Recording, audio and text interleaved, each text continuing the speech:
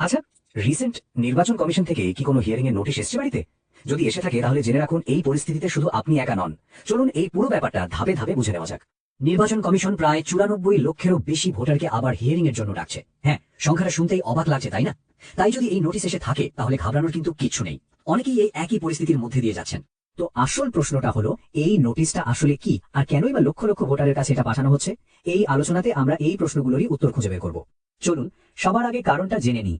আসলে এই ভোটারদের একটা নির্দিষ্ট নামে ডাকা হচ্ছে, সেটা হলো লজিক্যাল ডিসক্রিপেন্সি ভোটার। চলুন দেখি এর মানেটা ঠিক কি। সোজা কথায় বলতে গেলে এর মানে হলো নির্বাচন কমিশন আপনার দেওয়া তথ্যের মধ্যে এমন কিছু একটা পেয়েছে যা যৌক্তিকভাবে মিলছে না।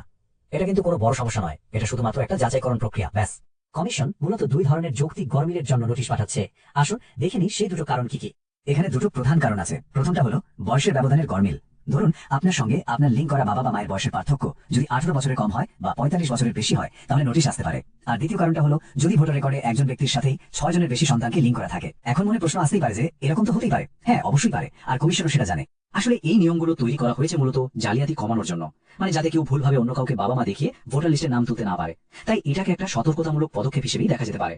ঠিক আছে, কারণ তো বোঝা গেল। এবার চলুন সমাধানের দিকে নজর দেওয়া যাক। হিয়ারিং এর জন্য ঠিক কি কি নথি লাগবে? চিন্তা করবেন না, এই নথিগুলো সাধারণত আমাদের সকলের কাছেই থাকে। মোট 6টা জিনিস তৈরি রাখতে হবে। 1 নম্বর, যে হিয়ারিং নোটিশটা পাঠানো হয়েছে সেটা। 2 নম্বর, বিএলও যে নমিনেশন ফর্মটি দিয়েছিলেন সেটি। আর 3 নম্বর হলো বিএলও দেওয়া একটা ডিক্লারেশন ফর্ম। বাকি নথিগুলো বেশ সোজা। ওই যে বিএলও ডিক্লারেশন ফর্মের কথা বললাম, ওটা নিয়ে ভাবার কিছু নেই, ওটা বিএলওর দায়িত্ব। আপনার কাজ হলো যার সাথে লিঙ্ক করেছেন মানে বাবা বা মা, তার 2002 সালের ভোটার লিস্টের একটা কপি জোগাড় করা। নিজের আধার কার্ডের জেরক্স কপি কিন্তু মাস্ট, ওটা লাগবেই। আর সম্পর্কের প্রমাণ হিসেবে এমন কোনো সরকারি নথি দিলেই হবে যেখানে দুজনের নাম একসাথে রয়েছে, যেমন বার্থ সার্টিফিকেট বা রেশন কার্ড। চলুন এবার কিছু বিশেষ পরিস্থিতি নিয়ে কথা বলা যাক। যদি আপনার পরিস্থিতিটা একটু আলাদা হয় তাহলে কি করতে হবে?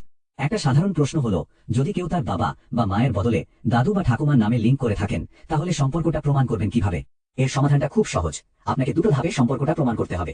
প্রথমে এমন একটা নথি দিন যেটা আপনার বাবা আর দাদুর সম্পর্ক প্রমাণ করে। তারপর আরেকটা নথি দিন যেটা আপনার আর আপনার বাবার সম্পর্ক প্রমাণ করে।